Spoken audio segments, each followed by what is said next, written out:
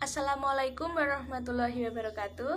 Hello guys, masih bersama saya Dela Ristiana. Welcome to back my channel. Pada kesempatan kali ini saya akan membahas mengenai jenis-jenis pajak penghasilan yang ada di Indonesia. Sebelum itu, mari kita mengetahui terlebih dahulu apa itu pajak penghasilan. Pajak penghasilan atau PPH adalah pajak yang dikenakan kepada orang pribadi atau badan atas penghasilan yang diterima atau diperoleh dalam suatu tahun pajak. Lalu, apa saja jenis-jenis pajak di Indonesia? Berikut pembahasannya. Berdasarkan undang-undang dan peraturan yang berlaku, ada beberapa jenis pajak penghasilan yang perlu Anda ketahui, yaitu yang pertama, PPH 21 adalah pajak pemotongan yang dikenakan atas penghasilan yang diterima oleh seseorang wajib pajak orang pribadi atau WPOP dalam negeri atas pekerjaan, jasa, atau kegiatan yang dilakukannya. PPH 21 dipotong dari penghasilan yang diterima oleh seseorang. Umumnya, PPH 21 ini berkaitan dengan pajak yang digunakan pada sistem penggajian suatu perusahaan. Namun sebenarnya, PPH 21 juga digunakan secara luas untuk berbagai kegiatan lainnya. Yang kedua, ada PPH pasal 22. PPH pasal 22 adalah bentuk pemotongan atau pemungutan pajak yang dilakukan satu pihak terhadap wajib pajak dan berkaitan dengan kegiatan perdagangan barang. Jika dibandingkan dengan PPH lainnya, PPH pasal 22 adalah PPH yang paling rumit dibandingkan dengan PPH lainnya. Biasanya PPH pasal 22 dikenakan terhadap perdagangan barang yang dianggap menguntungkan. Maksudnya baik penjual maupun pembeli mendapatkan keuntungan. Karena itu, PPH pasal 22 langsung dikenakan pada saat transaksi itu berlangsung.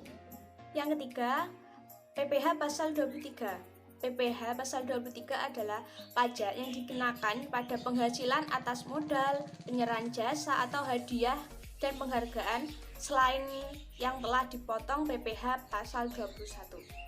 Biasanya PPH pasal 23 dikenakan saat adanya transaksi di antara dua pihak. Pihak yang berlaku sebagai penjual atau penerima penghasilan atau pihak yang memberi jasa akan dikenakan PPH pasal 23. Secara umum, hampir semua penghasilan bisa dikenakan ketentuan PPH pasal 23 seperti dividen bunga, termasuk premium, dan imbalan sehubungan dengan jaminan pengembalian utang, royalti, hadiah, penghargaan, bonus, dan sejenisnya selain yang telah dipotong pajak penghasilan. Yang keempat, PPH pasal 25, yaitu pajak penghasilan yang dibayar dengan sistem angsuran dengan tujuan meringankan wajib pajak untuk membayar pajak tahunannya. PPH pasal 25 ini harus dibayarkan sendiri dan tidak boleh terlambat. Jika telat, akan dikenakan denda sebesar 2% per bulannya. Yang kelima, ada PPH pasal 26.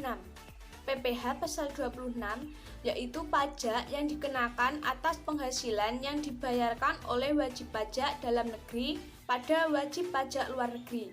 Penghasilan tersebut meliputi dividen, bunga, royalti, dan sewa sehubungan dengan penggunaan harta, imbalan sehubungan dengan jasa dan pekerjaan, hadiah dan penghargaan, dan lain-lain. Besaran tarif PPH pasal 26 ini adalah 20% dari perkiraan penghasilan itu. Yang keenam, ada PPH pasal 29. PPH pasal 29 adalah PPH kurang bayar yang tercantum dalam SPT tahunan PPH, yaitu sisa dari PPH yang terutang dalam tahun pajak yang bersangkutan dikurangi kredit PPH. Lebih singkatnya, PPH pasal 29 yaitu pajak terutang atau pajak kurang bayar. Tarif PPh pasal 29 berbeda antara wajib pajak orang pribadi dan wajib pajak badan. Yang ketujuh, ada PPh pasal 4 ayat 2.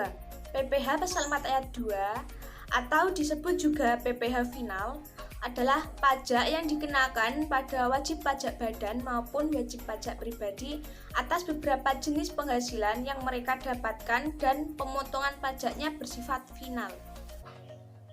Istilah final di sini berarti bahwa pemotongan pajaknya hanya sekali dalam sebuah masa pajak dengan pertimbangan kemudahan, kesederhanaan, kepastian, pengenaan pajak yang tepat waktu, dan pertimbangan lainnya.